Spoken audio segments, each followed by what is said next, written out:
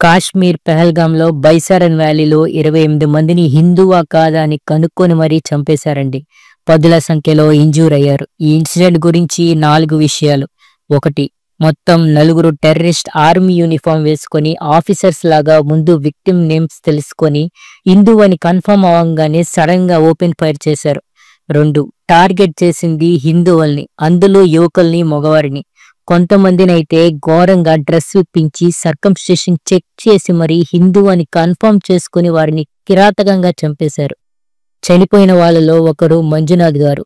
ఆయనని చంపిన తర్వాత వారి భార్య నన్ను కూడా చంపేయండి అని అంటే, లేదు నువ్వు ఇక్కడ జరిగిందంతా వెళ్ళి మోడీకి చెప్పు అని అన్నారంట. ఈ విషయం ఆవిడ మీడియాకి చెప్పారు. 3. అటాక్ చేసింది టీఆర్ఎఫ్, ద రెసిస్టెన్స్ ఫ్రంట్ అనే లష్కర్-ఇ తాయిబా అనే terrorist organisation. JNK special status article 370 తీసేయటాన్ని వ్యతిరేకిస్తూ పుట్టిన గ్రూప్. 4. చనిపోయింది మోస్ట్లీ మగవాళ్లే. 26 సంవత్సరాలు గల ఓల్డ్ నేవీ ఆఫీసర్ తో పాటు 28 టూరిస్టులు అండ్ ఇంకా 2 ఫారెన్ నేషనల్స్ కూడా ఉన్నారు.